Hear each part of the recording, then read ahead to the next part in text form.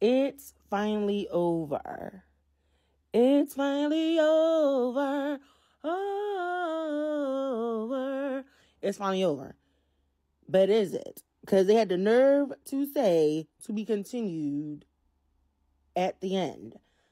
The audacity. You have 14 episodes. 14 episodes. And this episode right here, this waste of an episode right here, you should have tied it all up. You should have finished it right now, because there will be no continuation. There won't be. There won't be a PlayBoyy point 2. So whatever you didn't tie up, too darn bad. That's just too damn bad. Because there is no continuation after this. This episode was a mess. The whole time I watched it, and I'm going to let you know right now, I was skipping. Okay? If it's dragging, I'm skipping. If they talking too damn much, I'm skipping. Okay? When First and Song was talking in all that English, I'm skipping. When Porsche was doing all that licking on the peach, I'm skipping. Okay? I'm not doing that. This is episode 14. Okay? The finale. Let's get to the meat and potatoes. We had a glimpse of Jason Lee. We should have seen him majority of this episode. We should have had solved the investigation. Y'all out here doing kumbaya around a plate of rice, laughing and giggling. No. We're not doing that. You wasted a whole episode. It's like they had these leftover clips that were taken out of last episode and put them for this one and said, let's just add some BS, and that's going to be episode 14. No. Now, for Pune and what's his name, Captain, I don't know what Captain's like. He's not trying to hear anything Pune's saying. And Pune's like, hey, I didn't really care about you anyway. I wasn't really trying to be friends with you anyway. I'm just, we're both gay in a straight man's world. And then Captain gonna look at him like, gay? Who said all that? And I'm like, sir, you're the loudest one out here. And that's saying a lot compared to the people you hang out with. Okay? You're one of the loudest ones. Okay? You be doing the most. Compared to Porsche, that's saying a lot. Okay? And you looking at him like, who said that? Okay, it's giving Atlanta. Okay, that's all I gotta say. And then he's like he's still not believing Pune. When Pune telling him like, I didn't like you, I'm not gonna do all that. Even though all this time, Pune has never done any crazy stuff like that. When that's always been Captain. Okay? And then Captain's like, well, it's too late to say sorry. And Pune's like, it is too late because I've lost everything. And I was like, it's true. His scholarship has been rescinded. He's been kicked out of school. He's lost his job. He's right now living in the laundry room / basement of the house on it's not even a full mattress. It looks like a twin mattress with his boo thing. Okay? So let's be for real. He's lost everything. And he for real lost his freedom. So he's lost everything. And then Captain's looking like, oh, what he did? Yeah, he did. He did. He does not have money like you do, Captain. When you just be doing all types of creep stuff and get away with it.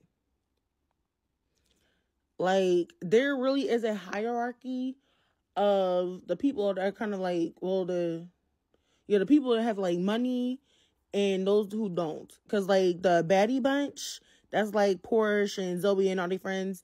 They're like the top because they have the money and the means, Then there's like the next is be like Pune, everyone that worked at the PlayBoyy bunny house. And then those at the bottom that don't really have anything will be Pob and Nuth.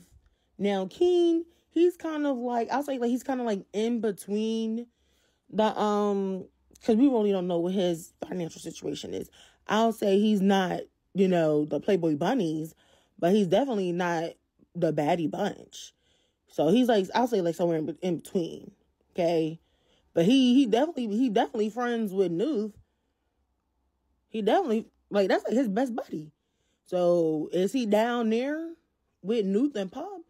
I don't know. But anyway, Nuth got caught up in a Popo came for him and said it was him that done got rid of Nan.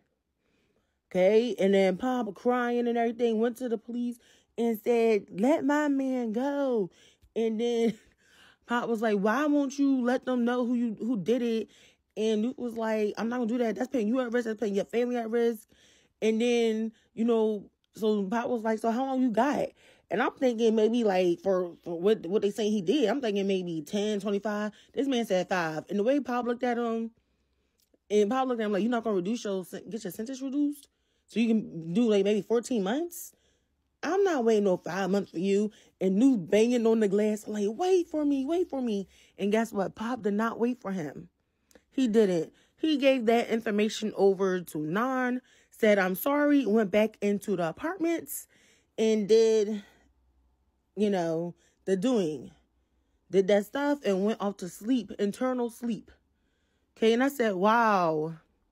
And I said, why would you do that? Like, you could have did something else. Because he was like, what am I going to do without you? I can't do it without you. And I'm like, you could do something else.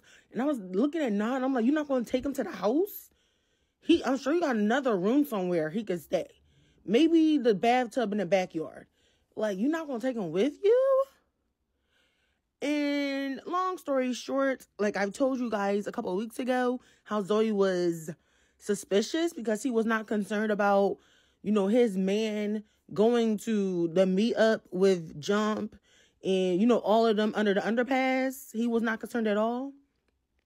He wanted to do the meet and greet or the exhibition or whatever with Jason Lee. He said, I had a crush on Jason Lee, and Jason Lee, he raped me, and the one that found out about it out of all my friends was Nan.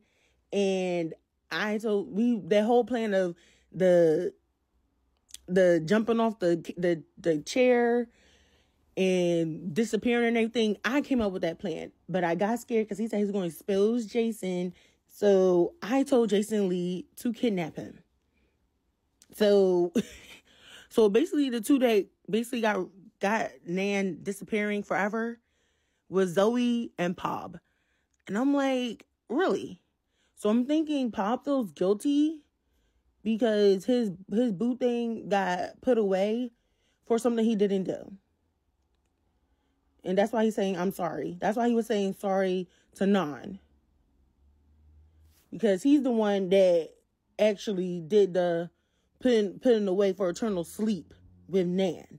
And I'm like, you see how easily we could have done that? Because they rushed that at the end. Why are you rushing that when we could have had that all throughout? Now, the part that got me was Zoe's attitude and audacity in the beginning. Because the art teacher's telling them, you have a lot of talent, but what we're not going to do is have that you're painting in the exhibition. Do something different. Do better. And Zoe was like, what about Da Vinci and Rembrandt? And I'm looking at him just like the teacher looking at him like, you're not them. You're not. This is a different time and age. You're not them. Just like the teacher said, you're not them. You're representing the whole school. You're not doing individual art. If you are an artist representing yourself, then that's not a problem. But you're representing the school. And he said, you don't do another project, you won't be getting a scholarship. And Zoe said, got a whole attitude. He said, you just want me to do a project for you, and I'm not going to do that. And that's on that. I'm going to keep my project. And then walked away all stink. And I'm like, that's okay, professor. Because I felt the same way. Because I'm like, why you want to do those kind of pictures, those kind of projects, and then put it in Jason Lee's office? Huh? Are you kidding me? It makes me feel like your crush or whatever it is, whatever kind of thing you got on with Jason Lee has not ended. That's why I'm looking at them like, they talking about to be continued. I don't want a continuation. You should have finished it off. You had 2 weeks off.